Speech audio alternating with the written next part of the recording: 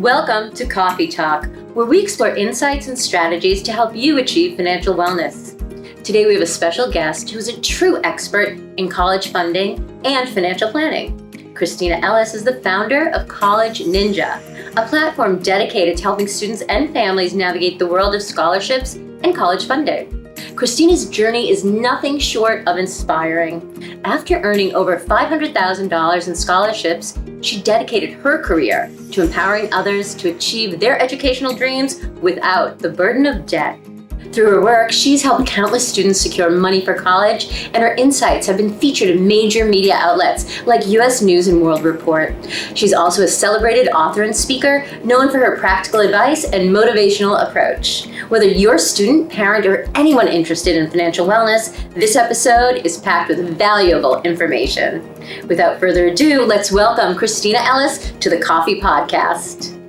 Well, thank you so much for being with us here today on Coffee Talk, Kristina. Ooh, cheers. Thanks for having me. Cheers. Oh, yeah. I'm so excited to get this started. So I know you won $500,000, or earned, I probably should say, in scholarships to fund your way through school. I was wondering if you'd tell us a little bit about your personal journey, how you accomplished that. Well, my mom challenged me my freshman year of high school. She basically sat me down one day and was like, I love you and I believe in you, but there's just no way that I can support you financially once you graduate from high school. You're on your own for college. And at first I was like, why are you telling me this? I am a freshman in high school. What can I do about it? But she was really just trying to be real with me. My dad had passed away after a long and painful battle with brain cancer when I was 7.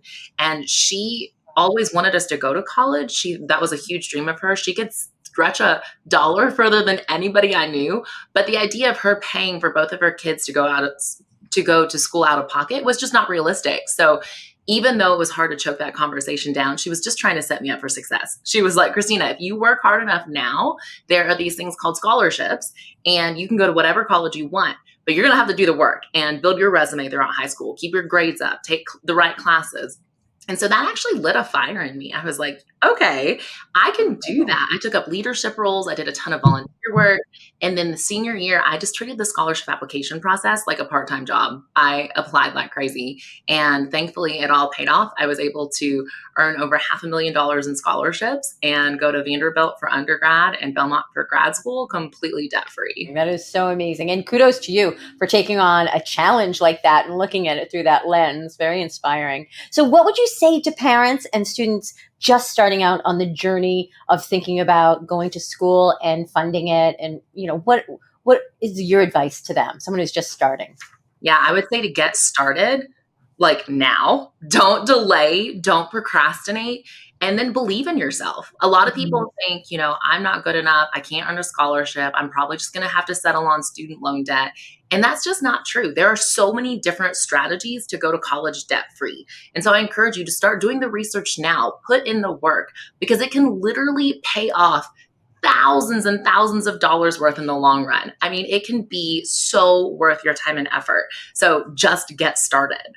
Just get started. That's excellent advice. And when should they start? Like freshman year of high school? Or what is your general advice about like timing? So with College Ninja, we talk about a multifaceted approach to paying for college. So of course there's scholarships, but we want people to think about 529 plans and saving for college. We want them to think about college choice and picking a college that saves a lot of money. And so that whole process, there's a lot of different parts in the timeline where you can start thinking about it. Obviously with saving, start as soon as possible. I have friends who are starting before they even have kids. So that's not to scare any parents. If you're like, oh my goodness, I have a senior and I haven't started, it is okay. There's still so many other strategies. But start thinking about it now. And then if you are thinking about scholarships primarily, starting around end of middle school, early high school, that's wonderful, especially if you can just start thinking about the process. That doesn't mean you have to start applying right away. But a lot of scholarships, they're going to look at your resume for all 4 years of high school. So the sooner you can start getting involved in extracurricular activities, taking up leadership roles, doing volunteer work, and doing those things that stand out in scholarship applications, the sooner you can do that, the better. And what do you see as the most common mistakes parents and kids make in the college application process, other than starting too late? Because obviously that's a big mistake. But other than that, what are other mistakes that you've noticed? I think a lot of people, going back to a lot of people don't believe in themselves. And in that, they put a half-hearted effort into the application process. So they don't really go all in and seek excellence in their applications. So I've talked to a lot of scholarship judges who are almost offended by the lack of effort that goes into some of the applications. There's typos, there's careless mistakes. It's obvious that they just sat down and typed out an essay super fast without really thinking very hard about it. And it's amazing almost to see some of these standout applications. They stood out simply because a lot of the other people didn't put in very much work into their application. So taking the time and the risk, because it is a risk, there's not a guarantee that you're going to win the scholarship, but being willing to take the risk to put in an excellent application, to take those extra hours to craft an essay that really tells a story and engages the judges, that can make a huge difference. And would you say the essay is crucial? Like, is it one of the crucial, pivotal things is to have a really strong essay? It is, because I want you to think about it. Like, scholarship judges, they're real people. We all love hearing good stories. Like, imagine that you have a stack of 100 applications and a lot of the essays are boring and it's obvious that people just threw them together. And then you find this one and it tells this incredible story. And this story, it doesn't have to be like dramatic. A lot of people assume that to win scholarships, you have to have a lot of people call it like a sob story. That is not true. There's people who win scholarships based on the most simple of concepts for their stories, but they take the time to write it beautifully and they craft it in a way that just keeps the judges engaged, where whenever they've gone through all those 100 applications, they're like, I remember that person. I remember that trip to the beach where they met that stranger and they learned this incredible life lesson. And it just really stood out to me. So it can be any story, but take the time to craft something that is memorable. We have a lot of parents and probably guardians of college, soon to be college age kids watching this podcast. So what advice do you have to them about speaking to their children about college choice? Because I know, a lot of times everybody wants to go to that Ivy League school or the best school in their district, which often could be the most expensive school. So can you give parents any advice or talking points about how to speak with their children about picking a school that's good for them and good for their pocketbook? Yeah, that's such a good question. I think we're seeing so much now that it's less about the name on your diploma and your degree and more about your skills and what you can actually do. That's really what employers are looking for. Of course, there's going to be great networking opportunities at different colleges, but really what's going to make a student stand out is them, their skills, their abilities, their talents. I've talked to students who thought about going to a super expensive Ivy League school but couldn't afford it. They went to the state school and they just networked like crazy and still got the dream job at Google or Apple. Awesome. And so it's really up to you to craft your story and to do the networking. And for parents talking about that, help them cast that vision, walk them through the future, especially if you're talking about the cost. If it's a college they can't afford, paint the picture of what it's like to go to school debt-free. Help them imagine graduating with zero debt versus graduating with $50,000 or $60,000 in debt. A lot of times 18-year-olds, they can't conceptualize what that means. Like, they've never run a budget. They've never actually had to be responsible for paying bills. So walk them through that. Look at the average starting salary for their potential career. Help them break down, what is your paycheck going to be like every month? And what are your bills going to be? And now imagine if you had a $800 student loan payment. That wouldn't feel good. And yet you could probably get just as great of a job going to this state school or this other school that you can afford and graduate without debt. So casting that vision and helping them wrap their heads around it can really help. Oh, I think that's amazing advice. And I really hope that most parents do that with their kids. And especially the exercise, as you say, graduating debt-free or with a little bit of debt compared to $100,000 or $150,000, where you're going to be paying that for years and years to come. And now, talking about loans, do you have any advice about how parents should go about checking out different loans that are available, federal versus private? Talk about maybe FAFSA or, financial aid offices, what your advice is to navigate that system. So our company, College Ninja, we are all about people going to school debt-free. So my advice with loans is taking them completely off the table. Like, don't even consider them as an option, because I think that when student loans aren't an option and they're not part of the conversation, you get so much more creative with your strategies for going to school debt free. If you don't know that if you know that you don't have that fallback plan, Mhm. and that's not an option, then you're going to hustle a lot harder to think through scholarships. Something really interesting about my story is a lot of people, they assume that you must have this vision of going to school debt free. And I did, but I didn't completely know it because at the time, I was a freshman. I didn't even really know about student loans. And so I assumed that if I wanted to go to college, I had to earn the money to go to college. I actually had to raise the money. And I think that was such a blessing for me because I didn't even know that loans were an option. I was like, I have to hustle myself and find a way to go to school debt free. So I just encourage taking them off the table so that you can really get creative with your other debt free strategies. Mm-hmm. Oh, that's great advice too. I love the idea of that. Because I do think too many people think oh, I'll just get into debt and take the loans out without first having that idea to look beyond that, to try. So that's great. And so do you have any experience or advice or stories to tell about how college students can avoid debt while they're in college? Do you ever speak to that, in your coaching and... Yeah, absolutely. I think that students should carry that no debt mindset into college. When you get to campus, you're probably going to get letters in the mail to sign up for a credit card and all this temptation to go into debt. But know that that's just not an option. Again, take it off the table. Debt's not an option and have a bigger vision for yourself. Again, remember what you're fighting for. If you don't go into debt in school, if you have zero debt when you graduate, then you can start saving and building wealth right away. Right. There's a beautiful opportunity to really, really launch an amazing financial position, which is incredible. And I think that's what's so important for parents to help cast the vision. A lot of this stuff seems boring right now, right? It's students can kind of look at it and be like, why do I want to worry about this right now? But it's do you want to be a millionaire by 30? You could possibly do that.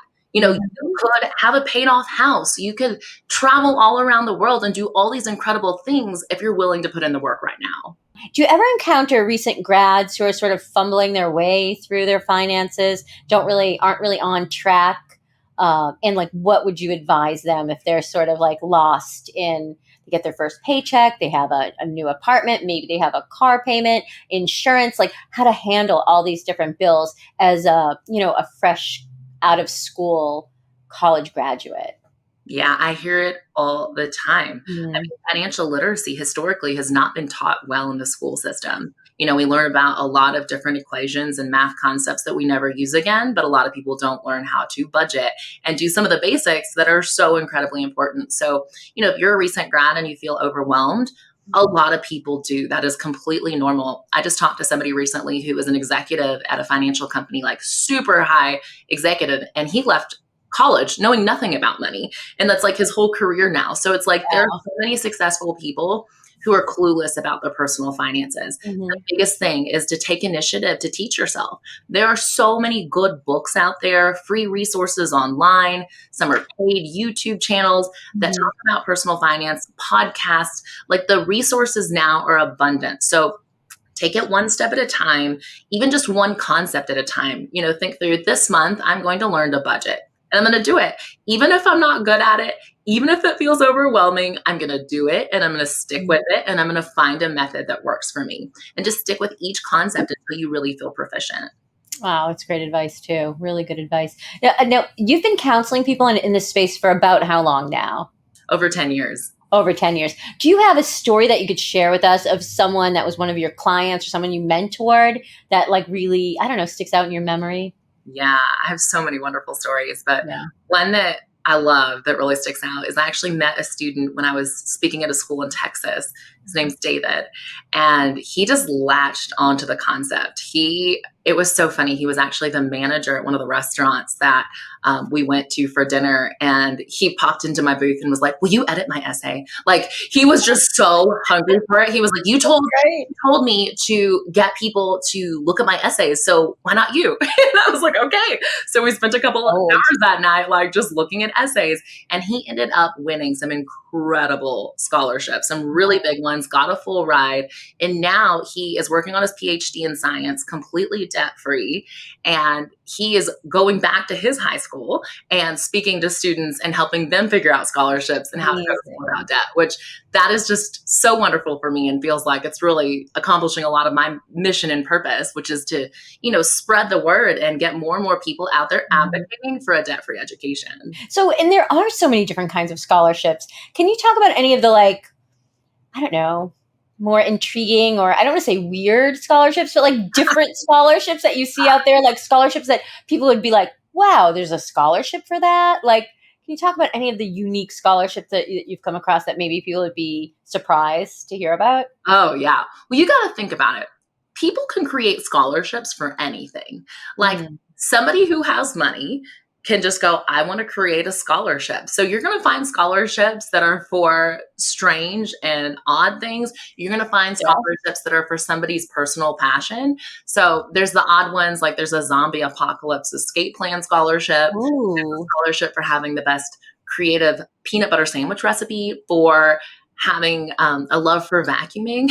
There's very strange ones. There was once a twerking scholarship for $50,000 by her. Wow. But it was he had money and he wanted to give away a scholarship.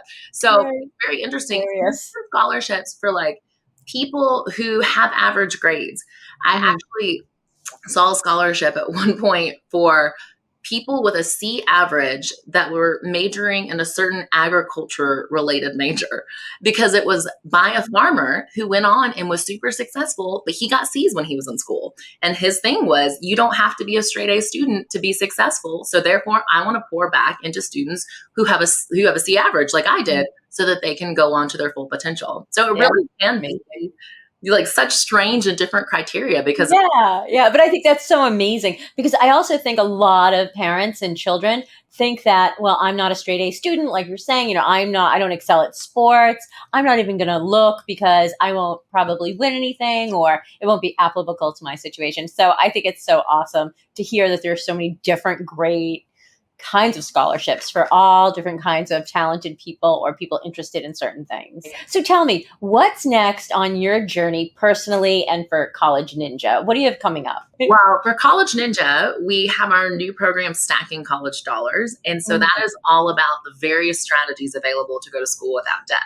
Of course, we cover scholarships, essays, how to stand out for that. But also we talk about college choice, how to find schools that set you up for going debt-free. So there's even tuition-free schools. There's schools that list their merit aid on their website so that you can really strategically pick. I talk about jobs that will pay for your tuition, which is a great strategy. There are jobs that will actually allow you to go to school completely debt-free while paying you a paycheck. So I just really want to encourage people to think outside the box. There are so many strategies out there that people don't even realize. And so that's really what the heart of this program is helping people think outside the box and stack opportunities together to create the best strategy for them. And then personally, we have some very exciting things going on. Yeah. Our family is about to take off on an adventure around the world.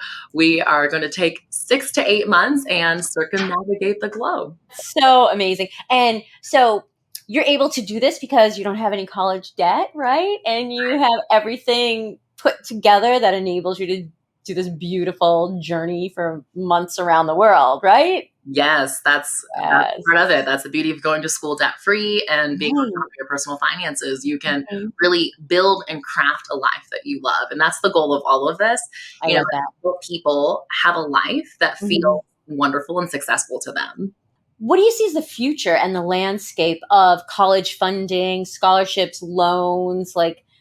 Do you see it evolving or changing in any way in the next, 5, 10, 15 years? So I think we're going to see a big move to having more video-based scholarships. There's probably going to be a lot more scholarship interviews so that the judges can see the student's personality in person and know that it's authentically them versus being written by a computer. And I think that is probably going to bring, some good elements that'll help students brainstorm and feel a little bit more confident in their applications. But there's going to definitely have to be a process of ethically balancing and using AI. I think that's going to be some big monumental shifts that, the whole community is going to have to navigate. It would be fascinating to see, like, in this coming cycle or next year's cycle, if there are a lot of essays or things that are very much the same because they're built with AI in mind and the prompts are similar, and, they end up with the same sort of essays and papers to be in. It's really interesting. So do you think universal education, like they have in Canada or some of the European countries,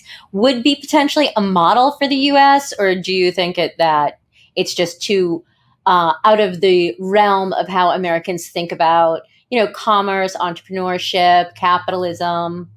Our country has such massive amounts of debt. I think it'd be really hard for them to implement it right now without, as somebody who is pretty anti-debt, like without them paying off their debt, I think it'd be hard to implement a program like that. Right. But I mean, I will say there's a lot of states that have tuition-free community college. So, we are seeing a lot of opportunities there, and that's been really helpful for a lot of students. So I always encourage people to start with their state and see some of the programs available because, for example, here in Tennessee, we have Tennessee Promise, and that is hugely helpful for so many students. And a lot of students, they get that first 2 years paid for, and then they transfer to an incredible 4-year school, and they have the same name on their diploma at graduation. Like, if you say this person went to free community college first, and then they graduated from UT. No, they get the UT diploma as well. And so that's amazing that they got to save so much money and then still get an incredible education. You're very right, because I'm in Florida now, and we have something that's called Bright Futures, and that starts when I think freshman year or maybe even middle school. The children start kind of like getting that on their radar to apply for that, and I think that's a wonderful thing to make sure that people know. Check into your state programs and see what your child can qualify for while they're in high school for college, because it's a big motivator then to go to college. Yes, absolutely. Yeah. Look at all the opportunities. That's the thing in this process is don't get locked on one school only. Don't get locked on the one scholarship that your guidance counselor talks about. Look at everything. There are so many opportunities. And the cool thing is the process of applying for scholarships, it gets easier over time. So of course, I talked about earlier, really crafting the essay and making sure that you tell an amazing story and have the standout application. But here's the thing, a lot of these scholarship applications ask very similar questions. So it's like if you craft 5 or 6 amazing essays, then you can start to recycle a lot of them. Nice. Of course, you're going to want to tweak them for the scholarship program. You want to put effort and, let the judges know that you crafted it to their question. But a lot of times that story can be translated into multiple essays. So it's like the process, it does get easier over time. So my last question, because I feel like we have so much we could talk about still, but we are in time constraints.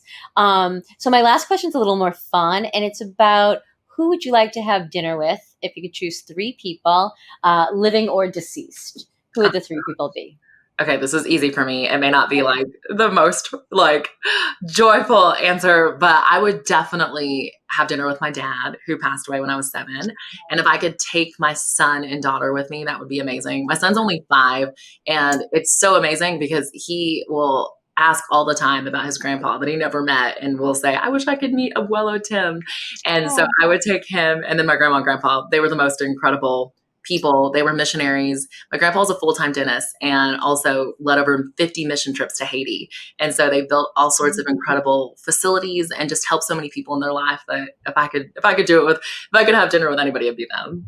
Oh, that's amazing. And if you could, I would love to pop in and say hello. Oh, I don't know. Love to have you. Thank you. So Kristina, tell everybody how they can utilize College Ninja. What should they do? Should they go to your personal website where you offer coaching? You want to talk about that a little bit? Yeah, go to collegeninja.com. That's where you can find Stacking College Dollars, our program. It is super comprehensive. If you're listening to this and going, whew, I don't know where to start, there is so much I want to learn, come join us in Stacking College Dollars. It's got tons of videos, resources, worksheets, and then we also are doing some group coaching within the program. So that can really help you get clarity and get started in the process. And if you want to follow us personally, you can follow me on Instagram at I am Kristina Ellis. I'll be sharing our journey of traveling. I also share a lot of, travel tips. One of the things about me, a lot of people, don't know when they just see me talking about college is that I'm pretty shamelessly frugal and I love talking about personal finance. So if you want some travel tips, saving money tips, come to I am Kristina Ellis. And then you can also follow us for College Ninja on Instagram at College Ninja. Okay, amazing. And I think we're going to have another segment to talk about travel and saving money, because that's one of my favorite topics. And I know everybody wants to go places and not go broke. So we definitely will have to do that. All right. Thank you so much for having some coffee with me during our coffee podcast. And I hope to talk to you very soon. Thank you for having me. Okay, bye.